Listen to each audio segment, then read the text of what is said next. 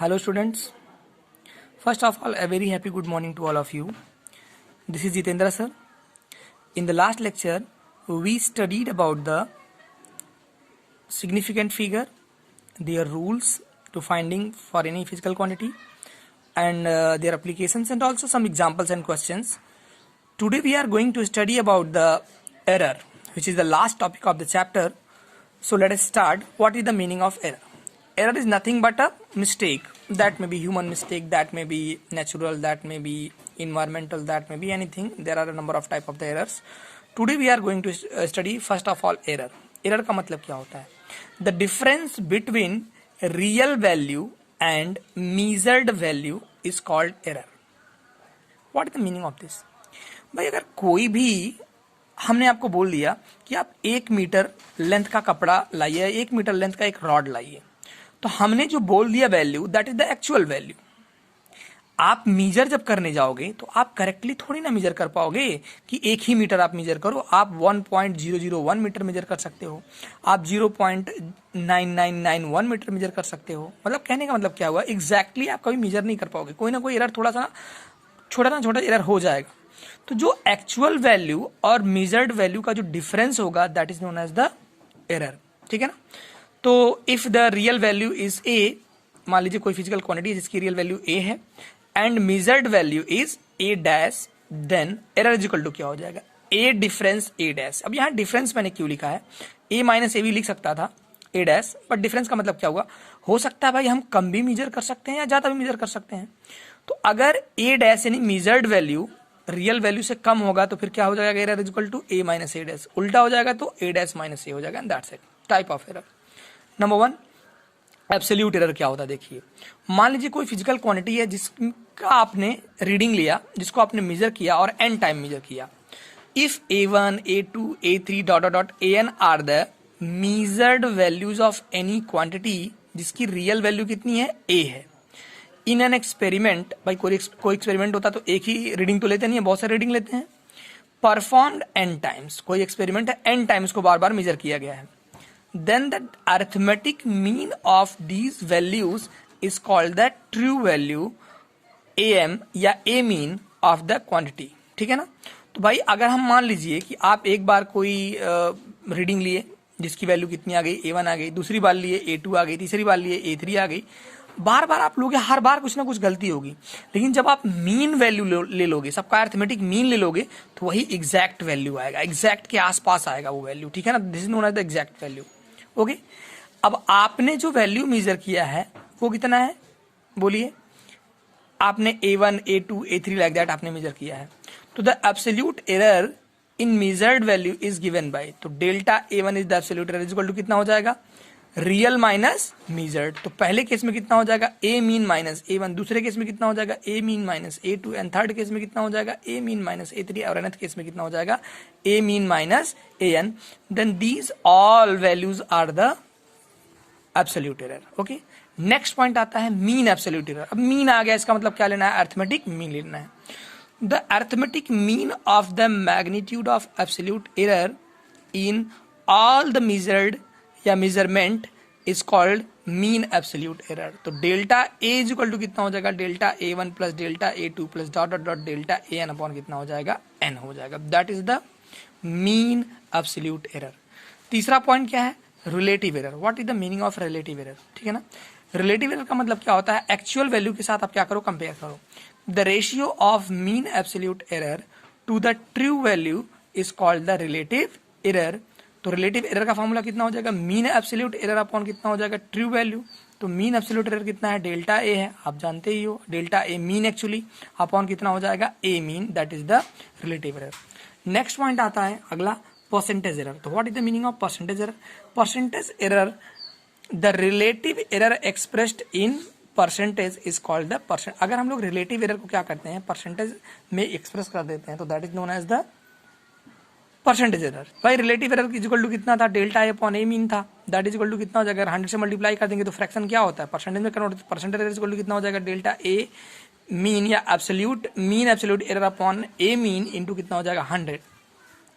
आता है next point, propagation of error. भाई अच्छा मान लीजिए आपने एक क्वांटिटी किया, अब आपने कोई ऐसे फार्मूले पे सेटिंग करा कि दो क्वांटिटी आपने मेजर किया, दोनों ऐड हैं, सबट्रैक्ट हैं, मल्टीप्लाइड हैं, डिवाइड हैं, पावर में हैं, बहुत सारी क्वांटिटीज आप लिए जो पावर में हैं, तो उनका एरर हम लोग कैसे फाइंड करेंगे, let us try to understand. तो पहला केस है एरर इन एडिशन और सब्ट्रैक्शन। मान लीजिए कोई एक फिजिकल क्वांटिटी है जो दो अलग फिजिकल क्वांटिटी ए और बी पे डिपेंड करता है, ठीक है ना, ए और बी पे डिपेंड करता है, तो x equal to A plus B हो गया, या इसका सब्ट्रैक्शन फॉर्म भी हो सकता है x equal to A minus B. If the measured value of two quantities A and B are, पहले का जो पहली क्वांटिटी है उसका मेजर्ड वैल्यू कितना है, ए प्लस माइनस डेल्टा ए। ए जो है रियल वैल्यू है, डेल्टा ए क्या है, एरर है, कितना आपने एरर, कितनी गलती करी। ऐसे ही दूसरे के मेजरमेंट में क्या है, बी और delta plus minus delta B, तो बी क्या है भाई, B is the real value and this is the error, ठीक है ना। तो then maximum absolute error in their additions and subtraction that is equal to delta X is given by plus minus delta A plus minus delta B. इसका मतलब क्या हो गया, दोनों को ऐड कर लेंगे, ठीक है ना। इन मल्टीप्लीकेशन में क्या हो जाएगा, maximum absolute error delta X upon X is equal to कितना हो जाएगा, plus minus delta A upon A plus delta B upon B, this is the relative error, ठीक है ना। फॉर पावर, पावर के लिए बहुत इंपॉर्टेंट है ये समझना। अगर मान लीजिए y इक्वल टू कोई फिजिकल क्वांटिटी है A cube plus B square upon C cube है, तो delta Y upon Y equal to क्या हो जाएगा, जो पावर रहेगा वो पहले मल्टीप्लाई हो जाएगा, तो 3 delta A upon A plus 2 delta B upon B minus 3 delta C upon C. अगर परसेंटेज फाइंड करना है तो क्या करेंगे, सब में 100 से मल्टीप्लाई कर देंगे, that gives you the percentage error. Similarly for this question, and thank you very much. Hello students, myself Jitendra sir. We are studying dimensions chapter. In the last lecture we studied about some special case of the dimensions and dimension formula, their applications and all that. So if we have to represent any given physical quantities, then we have to need some digits and their representation. Today we are going to study about the representation of the digits or any physical quantities.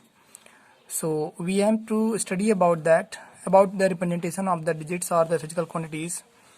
How can we represent? So let's start understanding the significant figure. So what is the meaning of significant figure? Let us try to understand. Let's say definition. In the measured value of a physical quantity, the number of digit about the correctness of which we are sure plus the next doubtful digit are called the significant figures. कहने का मतलब क्या है, अगर कोई भी physical quantity हमें represent करना हुआ तो क्या करना पड़ता है, अगर हम मेजर करेंगे तो क्या होगा, कुछ नंबर आएगा कि मान लो कि 300 एंड समथिंग है, फिर 300 पॉइंट समथिंग है, फिर 300 एंड पॉइंट समथिंग है, कुछ भी ऐसा एक नंबर आएगा।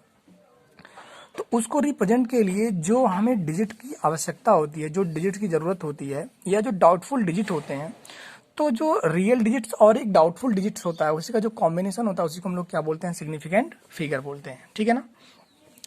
सो समझते हैं rules for finding the significant figure. तो नंबर 1 रूल है, all non zero digits are significant figures. अगर किसी भी फिजिकल क्वांटिटी में जितने भी नॉन जीरो डिजिट्स रहेंगे वो सभी कैसे रहेंगे, सिग्निफिकेंट रहेंगे, ठीक है ना।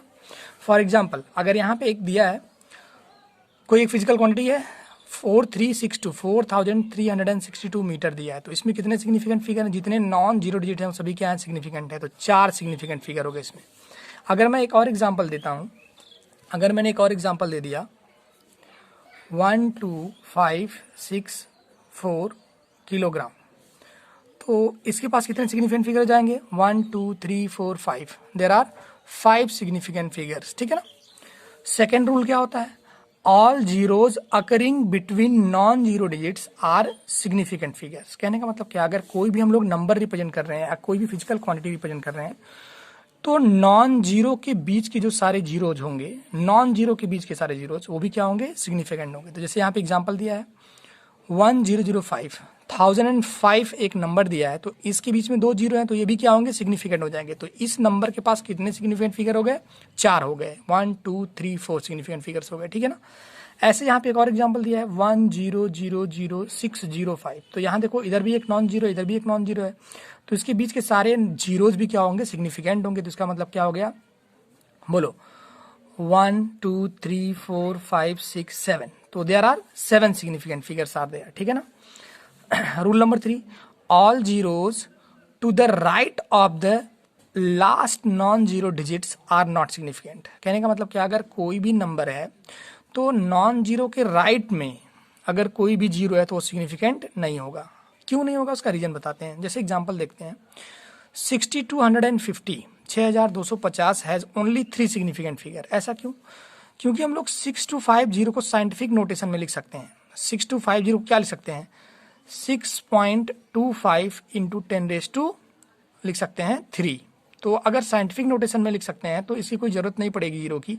इसका मतलब ये कितना हो जाएगा, इसमें केवल 3 सिग्निफिकेंट फिगर्स हो गए। ठीक है ना। अगला रूल है, in a digit less than 1 all zeros to the right of the decimal point and to the left of a non-zero digits are not significant। तो यहाँ कहने का मतलब क्या, अगर कभी कोई डेसिमल दिया है तो डेसिमल के पहले अगर कोई डिजिट नहीं है तो उसके राइट के सभी जीरोस सिग्निफिकेंट नहीं होंगे। लेकिन अगर यहाँ कोई पहले नंबर होता तो फिर क्या होता, ये सभी सिग्निफिकेंट हो जाते। तो यहाँ कितने सिग्निफिकेंट फिगर है? ओनली 3, 1 2 3। यहाँ पे कितने सिग्निफिकेंट फिगर है? 0 0। यहाँ पे भी कितने? ओनली 4 है। ठीक है ना।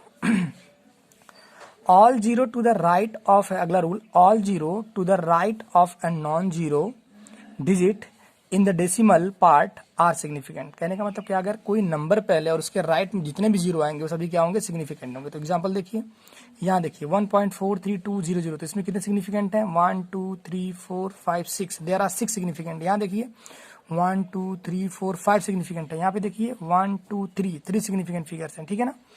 एक और रूल आता है, अगर कोई भी जैसे पावर के फॉर्म में लिखा हो, कोई पावर के फॉर्म में अगर लिखा हुआ होगा, अगर रूल यहाँ पे नहीं लिखा है बट मैं यहाँ लिख देता हूँ ऊपर, रूल नंबर 6, अगर कोई भी नंबर इस तरह से लिखा हुआ है 3.015 इंटू 10⁻6 लिखा हुआ है तो सिग्निफिकेंट फिगर पे पावर का कोई इफेक्ट नहीं पड़ता। तो इट हैज 1 2 3 4 सिग्निफिकेंट फिगर। इसके पास कितने सिग्निफिकेंट फिगर है? 4 है। अगर ऐसा लिखा है 3.00 इंटू 10⁻9 तो इसके पास कितने सिग्निफिकेंट फिगर हैं? 3। तो देयर आर 3 सिग्निफिकेंट फिगर। तो कोई पावर का फर्क नहीं पड़ता है। That's it. सो आप लोग जो नीचे गिवन क्वेश्चन हैं यहाँ पे, ये सारे क्वेश्चन आप लोग करके दिखाइए तुरंत क्लास टाइम में ही। Thank you. Hello student, first of all, a very happy good morning to all of you. In the last lectures, we studied about the dimensions, their uses and application of dimensions. Today we are going to study some special rule for finding the dimension. Okay, so let's start. Rule number 1, dimension of ratio of same physical quantities are m0, l0 and t⁻0 means they are dimensionless। कहने का मतलब क्या है, अगर कोई भी ऐसी physical quantity है जो सेम फिजिकल क्वांटिटी का रेशियो होगा तो वो क्या होगा? हमेशा डायमेंशनलेस होगा। ठीक है ना।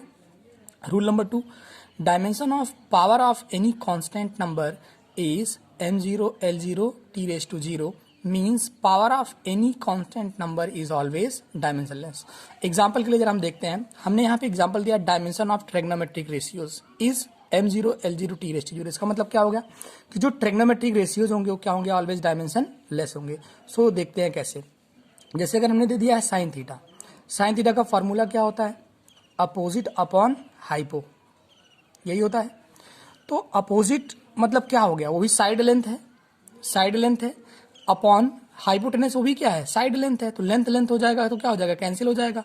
तो डायमेंशन क्या हो जाएगा? m0, l0, t⁻0 हो जाएगा।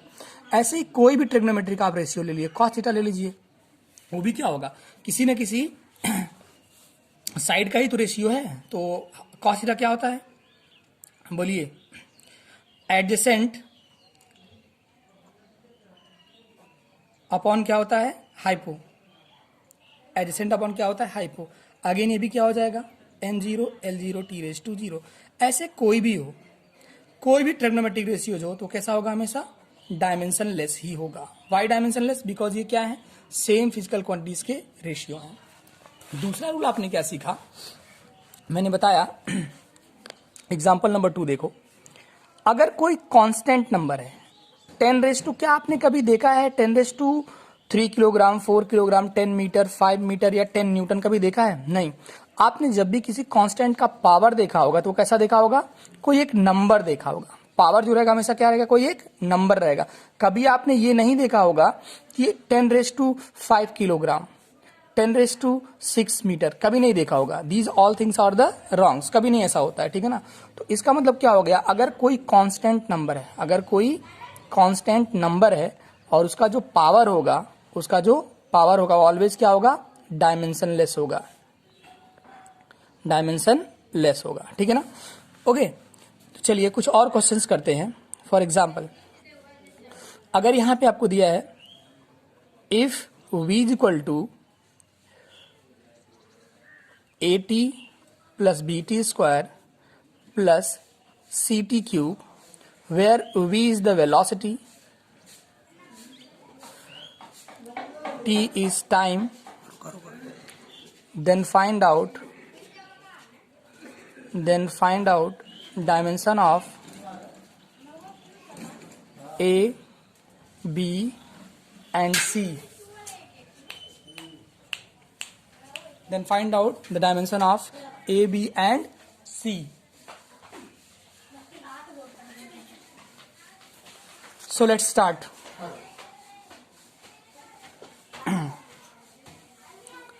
Since we know that v is equal to at plus bt square plus ct cube, okay, by comparing, as we know that the dimension of each term of the equation should be equal. तो इसका मतलब क्या हो गया, इस equation के सभी term का डायमेंशन क्या होगा, सेम होगा. तो डायमेंशन ऑफ वेलोसिटी का मतलब क्या हो जाएगा, LT⁻⁻1, ठीक है ना.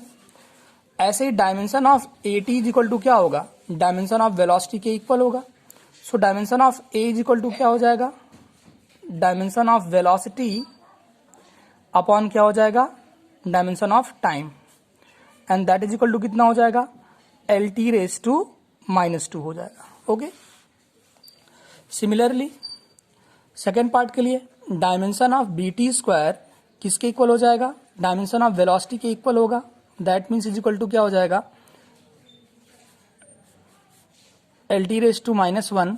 सो dimension of B is equal to क्या हो जाएगा, LT⁻⁻1 अपॉन क्या हो जाएगा, बोलिए T स्क्वायर. सो फाइनली अगर हम सॉल्व करने जाएंगे तो LT⁻⁻, अब ये दो ऊपर जाएगा, एक माइनस ऑलरेडी है तो कितना हो जाएगा, -3 हो जाएगा.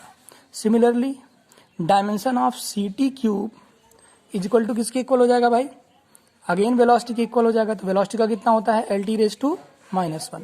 तो C का डायमेंशन क्या हो जाएगा, LT⁻⁻1 अपॉन T क्यूब हो जाएगा. So now it becomes LT⁻⁻4. Okay, that's it. Hello students, this is Jitendra sir. First of all, a very happy good morning to all of you. In the last lecture we studied about the application of dimensions, and we study the two application, that one is to checking the dimensional equation or to checking the physical equation that is dimensionally correct or not, and number two, to change the unit of one physical quantity from one system to another system. And today we are going to study the third application of the dimension, and that is to obtain the relation between different physical quantities. So we can discuss and we can understand it with the help of the example. So let's try to solve an example. Here given force is depend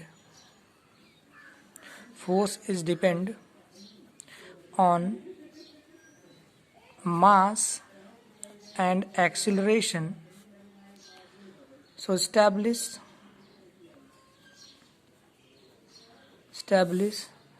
the relation between force, mass and acceleration. This is the our question. So how can we solve this question and how can we establish the relation? Let's understand.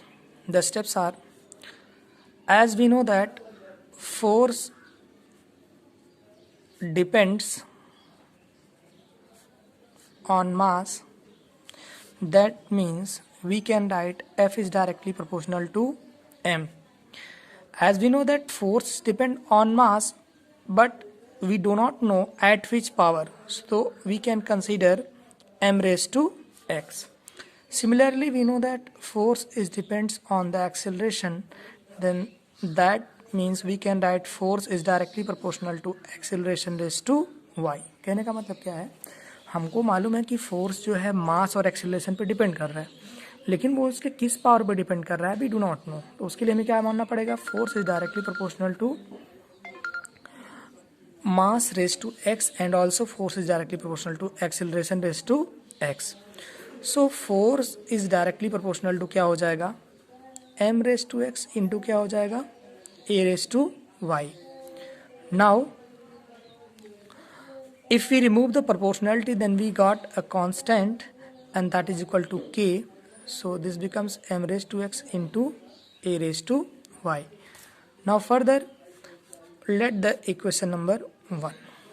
The second step is we have to write the dimensions of the force and the LHS and the RHS like that.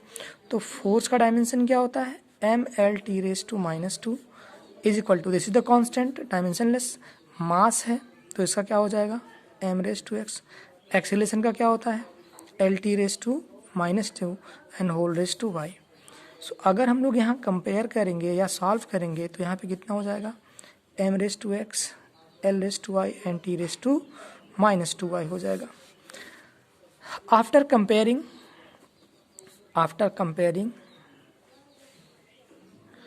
The powers, तो बताइए x की वैल्यू कितनी हो जाएगी, 1. कैसे, यहाँ जो है मास पे पावर 1 दिया है और यहाँ मास पे पावर x दिया है, इसका मतलब क्या हो जाएगा, x की वैल्यू 1 हो जाएगा. सिमिलरली y की वैल्यू कितनी हो जाएगी, देखो y यहाँ पावर 1 दिया है और यहाँ y दिया है, तो y भी कितना हो जाएगा, 1 हो जाएगा. अगर हम चाहें तीसरी जगह से चेक करना, तो यहाँ t का पावर कितना दिया है, -2 दिया है, तो यहाँ कितना दिया है, that is equal to -2y. अगर हम लोग फर्दर सॉल्व करते हैं तो हम लोग क्या मिल जाएगा, बोलो, हमें जो पावर मिल जाएगा किसका, यहाँ से y का पावर जो मिल जाएगा वो कितना मिल जाएगा, बोलो 1 इज इक्वल टू वाई. तो यहाँ हम लोग क्या मिल जाएगा, y का पावर कितना मिल जाएगा भाई, 1 मिल जाएगा. हम लोग यहाँ से समझ सकते हैं, ठीक है. तो हम लोग देख लिए फाइनली कि x की वैल्यू कितनी आ जाती है, 1 एंड y की वैल्यू कितनी आ जाती है, 1 आ जाती है, ठीक है ना. सो हम लोग क्या करेंगे, put in equation number 1, put in equation number 1.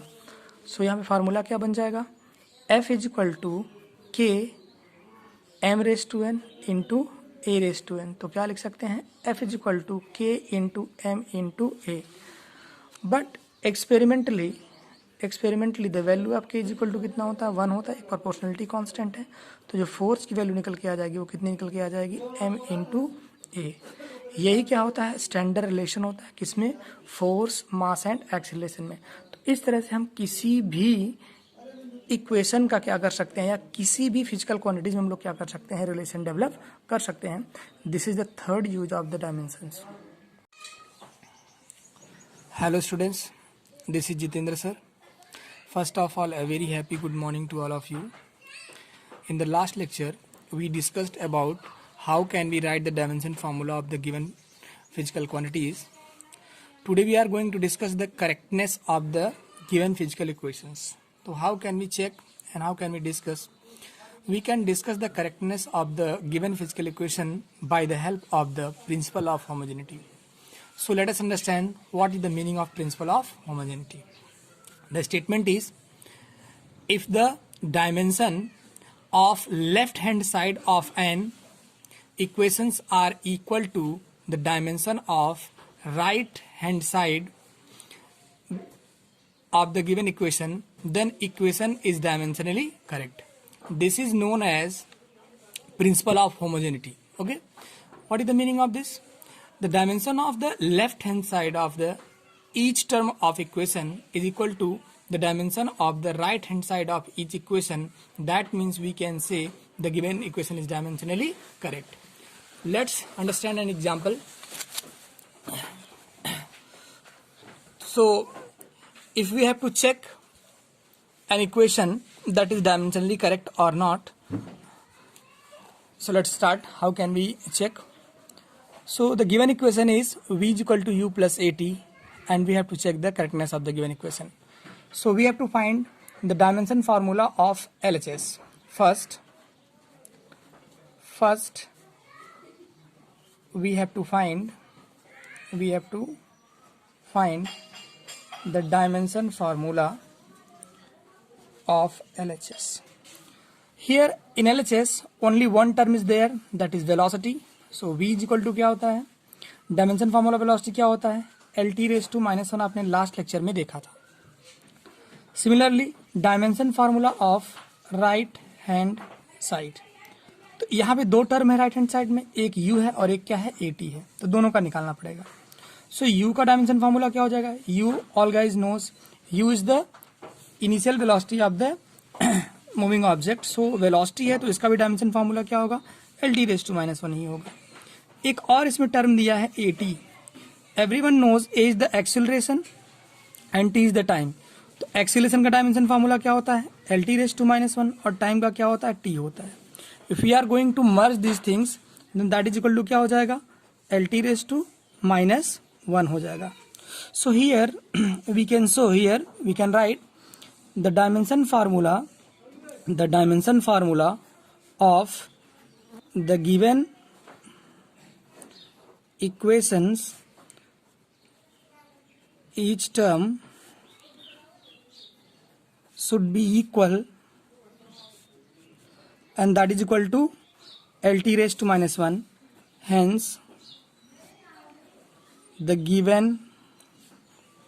equation is correct. Okay, understand. अगर हमें क्या करना है, एक और एग्जांपल चेक करना है, ठीक है ना, तो देखो कैसे करेंगे. Example number 2, if we have to check v² is equal to u² plus 2as. So how can we check. Similarly dimension of LHS का करेंगे. डायमेंशन फार्मूला ऑफ LHS तो क्या हो जाएगा, LHS में ओनली क्या दिया है, v² दिया है. सो v² का मतलब क्या हो जाएगा, LT⁻⁻1 the whole square and that is equal to क्या हो जाएगा, बोलो भाई, L² T⁻⁻2. Okay, now RHS का डायमेंशन फार्मूला जब निकालेंगे तो क्या हो जाएगा, RHS में दो टर्म दिए हैं, एक क्या दिया है, u². तो u² का मतलब फिर से क्या हो जाएगा, LT⁻⁻1 and the whole square and that is equal to क्या हो जाएगा, L² T⁻⁻2. ओके, अब लास्ट में क्या टर्म दिया है, 2as and everyone know 2 is the constant number, तो उसका तो कुछ नहीं होगा, लेकिन एक्सेलरेशन दिया है, तो एक्सेलरेशन का कितना होता है, LT⁻⁻2 एंड यहाँ क्या है, डिस्प्लेसमेंट है, तो कितना हो जाएगा, L हो जाएगा. Now the dimension formula becomes L² T⁻⁻2. क्या लिखेंगे, here the dimension formula of each term of the given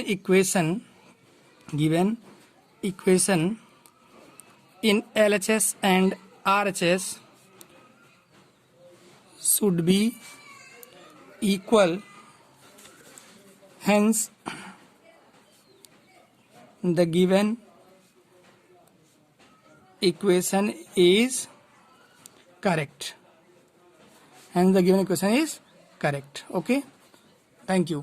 आप लोग जो गिवन क्वेश्चन है वो करके दिखाइए क्लास टाइम में ही. Hello students, first of all a very happy good morning to all of you. In the last lecture we studied about the different type of the physical quantities and their explanations. Now we are going to discuss about the dimension formula of representing any physical quantities. So let's start. What is the meaning of dimensions? Dimension is defined as dimension of any physical quantity are those powers which are raised on the fundamental units to express its unit. The expression which shows how and which of the base quantities represent the dimensions of a physical quantity is called the dimensional formula. What is the meaning of the dimension? If you have to represent any physical quantity, that means you have to raise some power on the fundamental physical quantities representation symbolic form. That numbers are said to be the dimensions and the representation symbolic formula is known as the dimension formula. Okay, so let's discuss the dimension formula of the fundamental physical quantities and their dimensions. So let's start. Let us see. Length, length is the fundamental physical quantity. which dimension formula is, square bracket L, and which dimension is 1. Why it is 1? Because we can understand here the power of L is what? 1. The power of L is what? 1. That means the dimension formula of the length is 1. Similarly, for the mass is representing by the capital M, and which is equivalent to 1. Similarly, for the time, that is also 1. Electric current, here are the two representation symbolic signs. One is ampere, the unit of the electric current, and other is the symbolic sign, that is the I. We can represent the dimension formula in both way, and their dimension is also 1. Similarly, for the temperature is represented by theta, but its unit is Kelvin. That's why we can represent the dimension formula of the temperature in both way, that is theta or K, and which dimension is 1. Similarly, for the luminous intensity, everybody knows the unit of the luminous intensity is candela, that is representing like that, and their dimension is also 1. For seventh and the last physical quantity, and that is amount of substance, that is representing by mole, and its dimension is also 1. So let's discuss some dimension formula. How can we generate the dimension formula of physical quantities? So let's start. If we have to find out the dimension formula of velocity, first example, velocity. So everyone knows velocity is represented by v, and their formula is what? बोलिए, displacement upon time. Everyone knows displacement is represented by s upon t.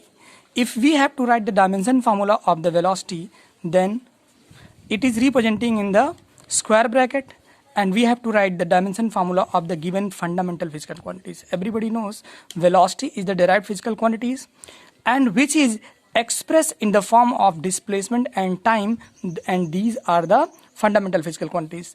If we are writing the dimensions of the fundamental physical quantities and eliminate this, then we got the final dimension formula of the velocity. As we know that the displacement is just like the length, that means the dimension formula of the displacement is L, and the time is t, which is written as Lt raised to minus 1.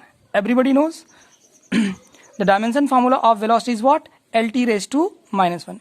It is also represented like m raised to 0, L, t raised to minus 1. Okay. Here their power of the mass is 0. That means there is no need to express the mass in the velocity. Hence, this is the dimension formula.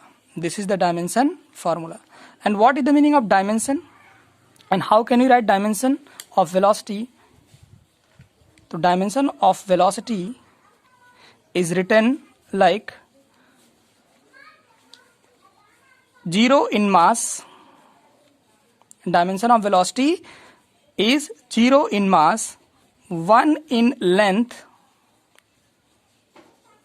and minus 1 in time. So this is complete explanation of the dimension of velocity. Again I am repeating, we can write dimension is displacement upon time, velocity is displacement upon time. If we are going to write the dimension formula of the velocity, and that is written as the dimension formula of the displacement to the dimension formula of the time. If we are eliminating this or solving this, then we got the dimension formula of velocity is Lt raised to minus 1, which is written as also m raised to 0, Lt raised to minus 1. This is the dimension formula. This is the dimension formula, and this is the dimensions of the velocity, as 0 is in mass and 1 is in length and minus 1 is in time. So this is the dimension formula of the velocity. If we are going to discuss some other physical quantities, like number 2 जिसको हम लोग दे देते हैं, let's acceleration. So what is the meaning of the acceleration? Acceleration is defined as the rate of change of velocity. Okay, acceleration is defined as the rate of change of velocity. That means we can write delta v upon delta t, but we can also write delta v upon t. So if you are going to write the dimension of the acceleration, and that is equal to क्या हो जाएगा? Dimension of velocity upon dimension of time, and which is written as, what is the dimension of velocity? Dimension of velocity is nothing but Lt raised to minus 1, and the dimension of time is again t. Now we can write the dimension of acceleration, and that is equal to कितना हो जाएगा? LT raised to minus 1 and T raised to minus 1, and the finally dimension formula of the acceleration becomes LT raised to minus 2. We can also represent the dimension formula again in the fundamental form m raised to 0 LT raised to 0. So dimensions, this is the dimension formula, and the dimension of acceleration is 0, 1 and minus 2 in different physical quantities like mass and length and time. Okay, if we are going to discuss the third one, force. What is the meaning of force? Everybody knows force is the rate of change of momentum, but we can write the formula of force F is equal to mass into acceleration. Okay, so if we have to write the dimension formula of the force, then that is equal to कितना हो जाएगा, dimension formula of the mass and dimension formula of the acceleration. So dimension formula of the force is equivalent to dimension formula of mass into dimension formula of the acceleration, but we got the acceleration's dimension formula, and that is m raised to 0 LT raised to minus 2. So finally dimension formula of the force becomes what? Tell me. M LT raised to minus 2. Okay, if we are going to write the dimension, this is the dimension formula. If we are going to write the dimension, just dimension of the force, and that is equal to कितना हो जाएगा, 1, 1 and minus 2. Here is the power 1, here is the power 1, and this is the minus 2. तो ये किस में हो गया, मास में, ये किस में हो गया, लेंथ में, और ये किस में हो गया, टाइम में. Okay, that's it. Hello student, this is Jitendra sir. First of all, a very happy good morning to all of you. Today we are going to start physics chapter number 2, measurement. Why we are going to start first of all measurement? Because as we know that if we are going to discuss about the physics, then that means we have to discuss about the physical quantities, and that means we have to discuss about their measurement and all that. So in this chapter we will discuss about the physical quantities. Then what is the meaning of physical quantities? Let's try to understand.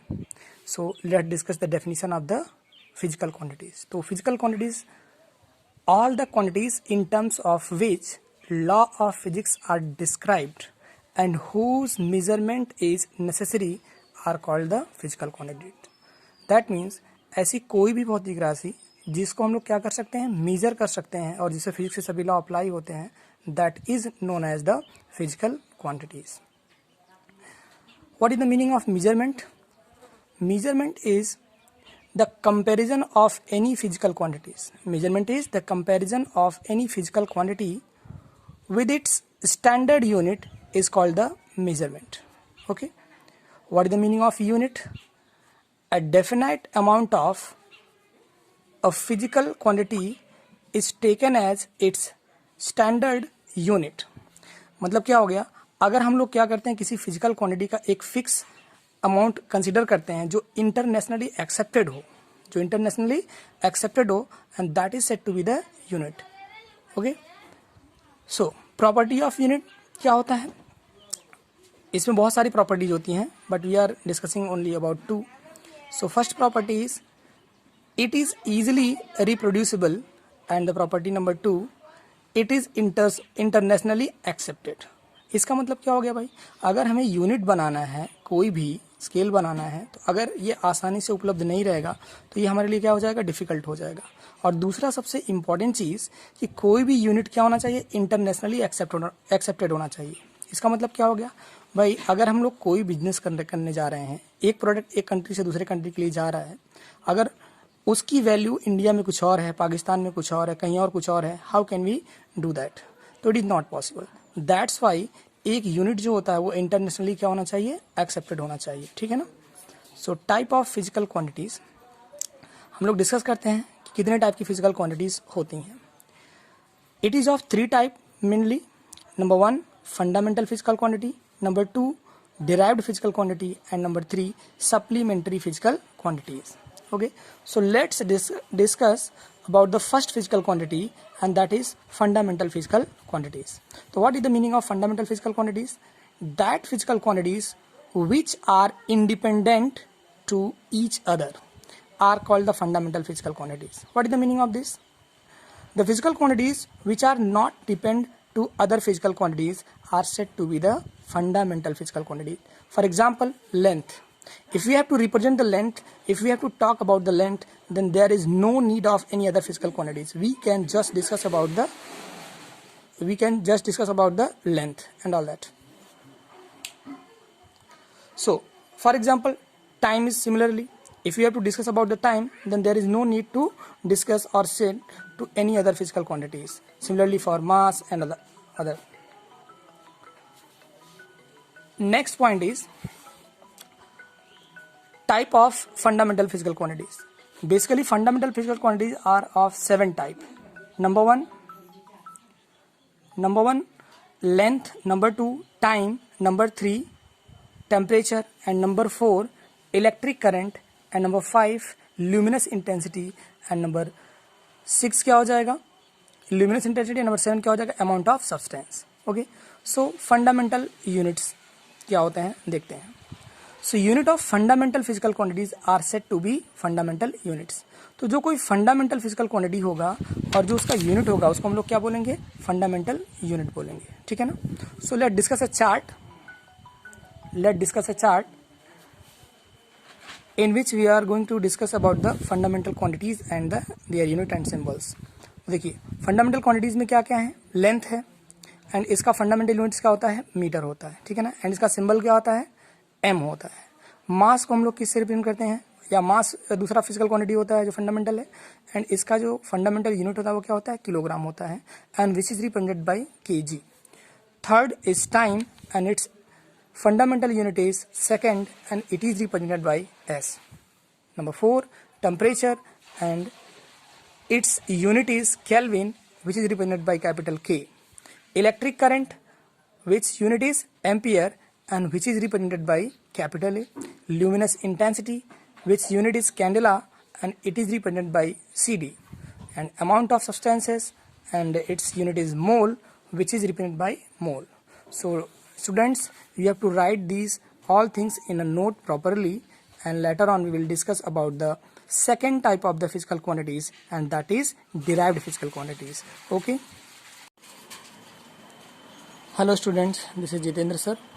First of all, a very happy good morning to all of you.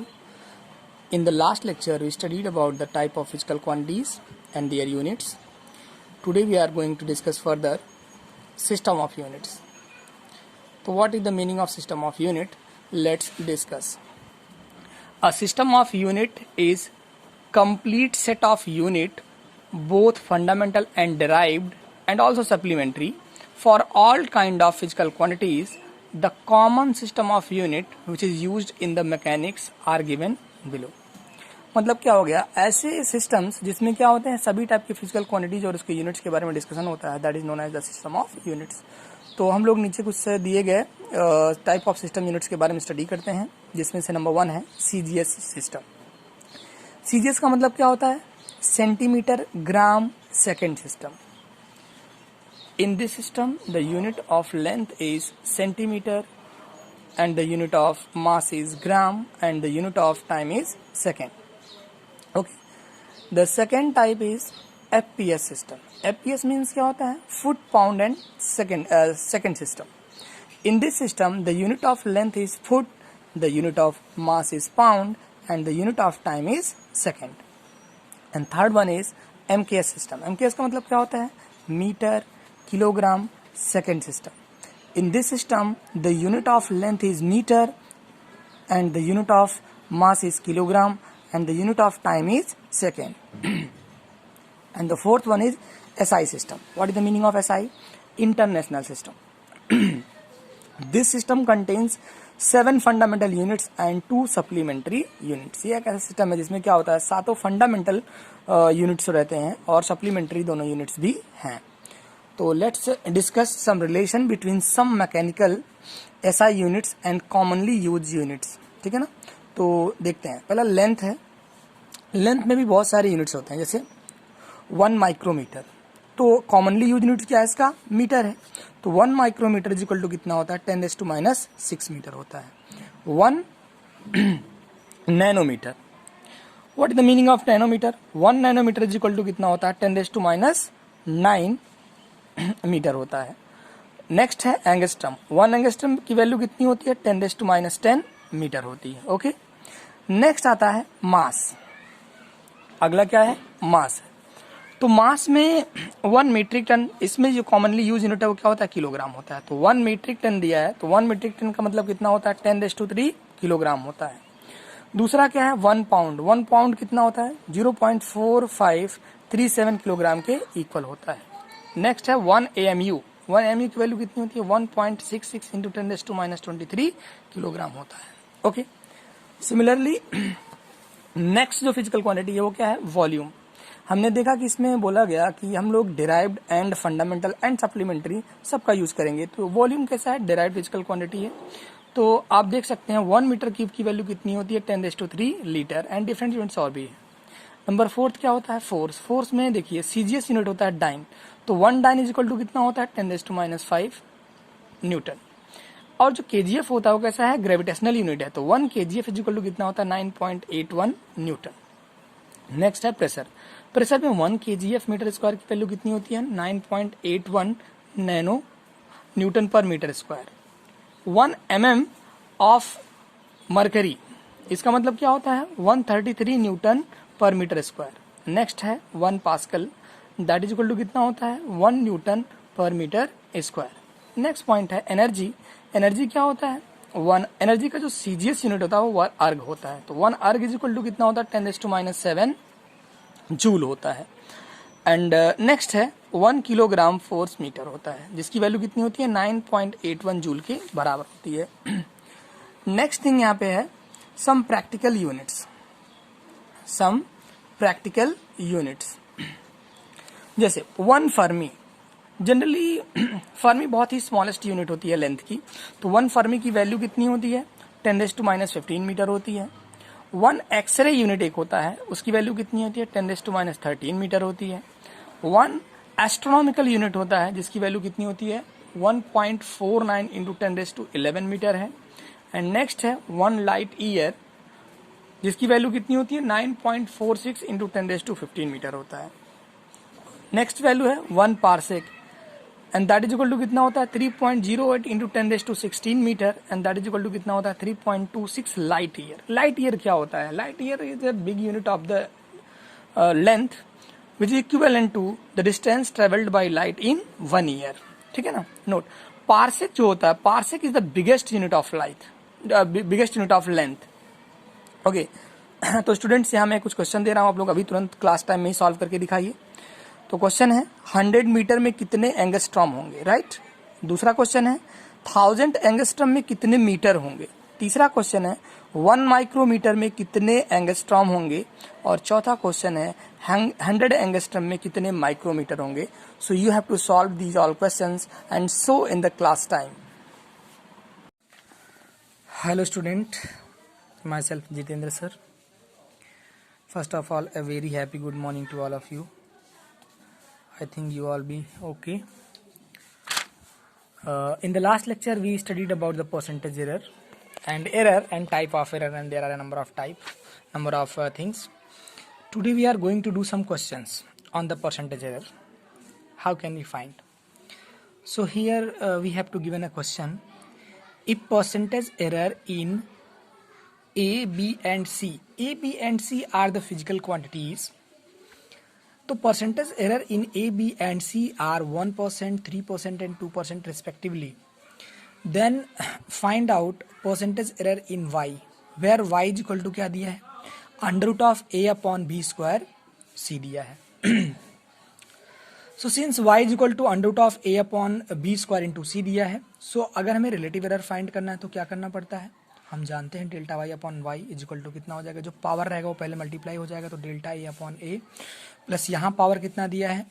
2 दिया, तो वो कितना हो जाएगा? 2 delta B/B। And यहाँ C केवल अकेले है, तो क्या हो जाएगा? Delta C/C। बाई लॉग के नियम से सब होता है। एंड ये जो पावर जो डिनोमिनेटर की चीज़ें इसको सब्ट्रैक्ट इसलिए नहीं कर रहे हैं कभी, क्योंकि परसेंटेज एरर कभी सब्ट्रैक्ट नहीं होता है। एरर कभी गलती कभी सब्ट्रैक्ट हो ही नहीं सकता है।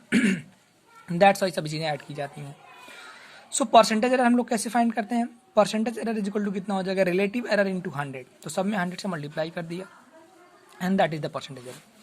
यहाँ डेल्टा A/A इंटू 100 की वैल्यू दिया है, that is 1%। Percentage error in a का मतलब क्या हो जाएगा, delta A upon A into 100 and that is equal to कितना है 1%। तो यहाँ पे भाई इसकी जगह पे हम लोग 1 रखेंगे, इसकी जगह पे 2 रखेंगे, और इसकी जगह पे कितना रखेंगे जो भी है, शायद इसकी जगह पे 3 रखेंगे एंड यहाँ पे 2 रखेंगे। So now equation becomes 1/2 into 1 plus 2 into 3 plus 2। Now finally this becomes 1/2 6 plus 2 that is 1/2 plus 8 that is 17/2%, या कितना हो जाएगा 8.5%। कहने का मतलब क्या है, अगर हमें कभी भी परसेंटेज एरर फाइंड करना है तो क्या कर देंगे भाई, इक्वेशन लिखेंगे और उसका इक्वेशन फाइंड करेंगे परसेंटेज एरर के फॉर्म में। तो यूँ खड़ा हमको आपको बता दें कैसे हम लोग मल्टीप्लिकेशन में यूज करते हैं, कैसे एडिशन में यूज करते हैं, कैसे डिवीजन में यूज करते हैं, सब कुछ बताया था। तो उसके हिसाब से ये क्वेश्चन हमने सॉल्व किया है।